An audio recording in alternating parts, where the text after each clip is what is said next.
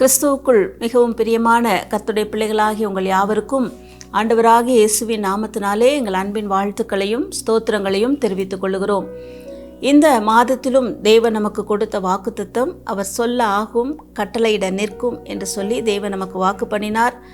ஒவ்வொரு வாரமும் தேவன் நம்முடைய வாழ்க்கையிலே கட்டளையிடுகிற காரியங்களை நாம் தியானித்து வருகிறோம். முதலாவதாக தேவன் நமக்கு நம்முடைய வாழ்க்கையிலே ஆசீர்வாதங்களை கட்டளையிடுகிறார் என்று சொல்லி நாம் தியானித்தோம்.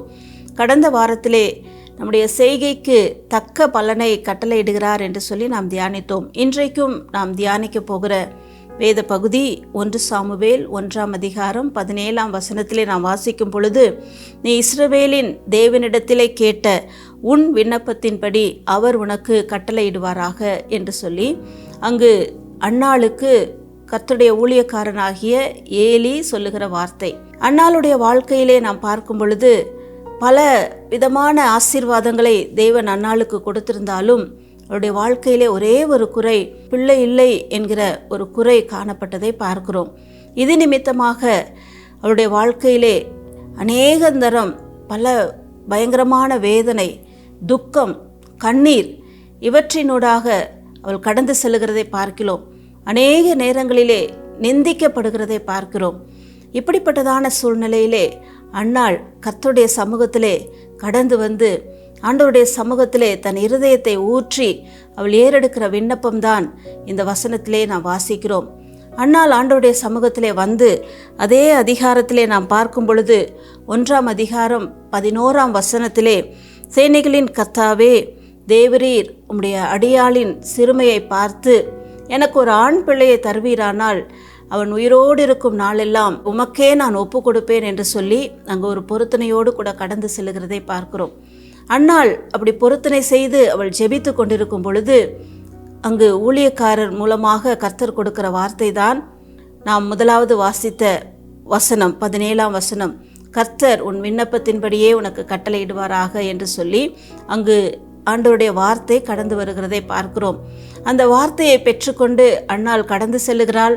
அதே அதிகாரத்திலே நாம் பார்க்கும் பொழுது 27ஆம் வசனத்திலே, இந்த பிள்ளைக்காக நான் ஆண்டவரிடத்திலே விண்ணப்பம் பண்ணினேன், கர்த்தர் எனக்கு இந்த பிள்ளையை கொடுத்தார் என்று சொல்லி அங்கு அன்னாள் கர்த்தருடைய சமூகத்திலே வந்து அங்கு ஆண்டவரை மகிமைப்படுத்துகிறதை பார்க்கிறோம்.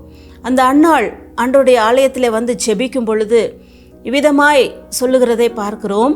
ஆண்டவரே, நீர் எனக்கு ஒரு ஆண் பிள்ளையை தருவீரானால் உயிரோடு இருக்கும் நாளெல்லாம் அவனை உமக்கே ஒப்பு கொடுப்பேன் என்று சொல்லி ஒரு பொருத்தனையோடு கூட கடந்து சென்றாள். கர்த்தர் அந்த விண்ணப்பத்தை கேட்டபடியினாலே அன்னாள் தன்னுடைய பொருத்தனைகளை நிறைவேற்றுகிறாள். ஆண்டவருடைய சமூகத்திலே வந்து எனக்கு இந்த பிள்ளையை கர்த்தர் கொடுத்தார் என்று சொல்லி ஆண்டவருக்கே ஒப்பு கொடுக்கிறாள்.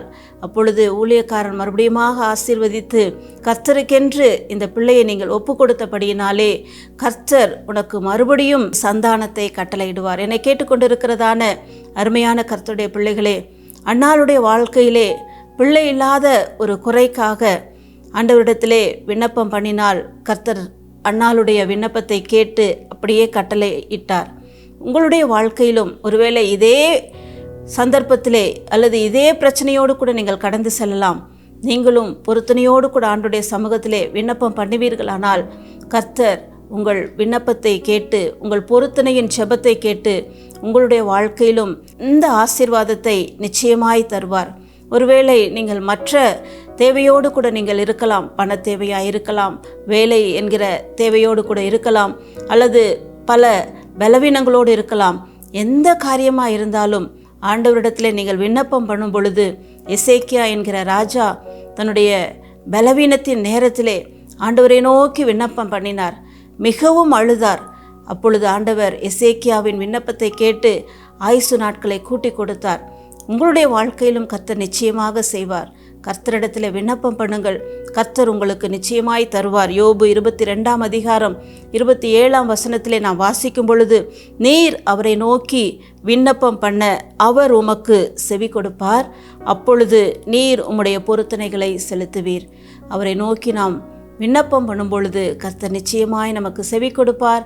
நம்முடைய பொருத்தனைகளை நிறைவேற்ற அவர் நமக்கு உதவி செய்வார். கண்களை மூடி நாம் ஜெபிக்கலாமா?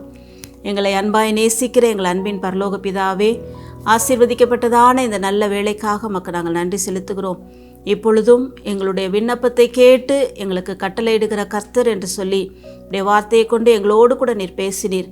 ஆண்டவரே, இந்த வார்த்தையை கேட்டுக்கொண்டிருக்கிற யாருடைய வாழ்க்கையிலாகலும் அந்நாளை போல ஆண்டவரே, குழந்தை இல்லாத ஒரு சூழ்நிலையிலே அவர்கள் கடந்து செல்லலாம், அல்லது வேலை இல்லை என்கிற சூழ்நிலையிலே கடந்து செல்லலாம், அல்லது கடன் பிரச்சனையோடு கூட அவர்கள் காணப்படலாம்.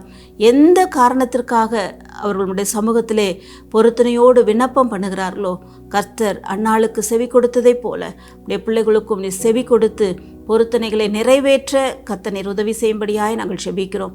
நீர் அப்படியே செய்வதற்காக உமக்கு நாங்கள் நன்றி செலுத்துகிறோம். இயேசுவின் மூலம் பிதாவே, ஆமேன். கர்த்தர் உங்களுடைய விண்ணப்பங்களை கேட்டு அதன்படியே உங்களுக்கு கட்டளையிடுவாராக. ஆமேன், ஆமேன்.